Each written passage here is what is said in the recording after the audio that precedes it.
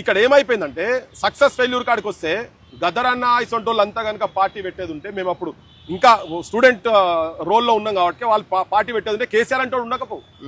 ఇవాళ రేవంత్ రెడ్డి కాంగ్రెస్ పార్టీ అన్నీ ఉండకపోవు. 6 నెలల కింద ఎలక్షన్స్ 6 నెలల కింద కాంగ్రెస్ ఎక్కడ ఉండే? 5వ స్థానం 4వ స్థానం ఎక్కడ నిలబడితే అక్కడ ఎమ్మెల్సీ దగ్గర ఎందుకు వచ్చింది? ప్రత్యామ్నాయం లేక. ఇవాళ ఇవి 2 కాదు, ప్రత్యామ్నాయం క్రాంతిదలు కాకపోతున్నది అన్నప్పుడు జనం తండోపతండాలుగా రావాల్సిందే. ప్రత్యామ్నాయం ఉంటే చూసుకోరు, ప్రత్యామ్నాయం లేదని చెప్పి గద్దర్ లాంటి వాళ్ళే బ్యాక్ స్టెప్ వేసిన పరిస్థితి ఉన్నది కదా, చాలా మంది పార్టీ పెట్టలేకపోయింది. నేను చెప్తా గద్దర్ మీతో ఎట్లా సాధ్యమవుతుంది?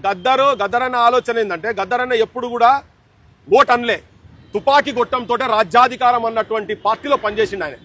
ఆ పార్టీలో బయటకు వచ్చిన తర్వాత కూడా ఆ సంబంధాలతోటి పనిచేసిండు. సో వాళ్ళు ఎంతసేపు తుపాకీ గుట్టం సైడే ఉండే గద్దరన్న బయటకు వచ్చిన తర్వాత కూడా. కానీ ఎప్పుడైతే ఆయన రియలైజ్ అయ్యి పార్టీ పెట్టిండో చనిపోయిండు. ఇలా గద్దరన్న ఉండేది ఉంటే బరాబర్ ఈ అసెంబ్లీలో 10 మంది మా బోటోలము తెల్ల వైట్ పేపర్స్ము అసెంబ్లీలో ఉంటుంటివి.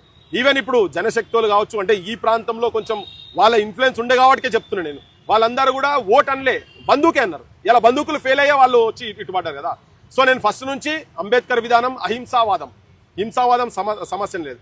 సో వాళ్ళ ఆలోచనే చేయలేదు.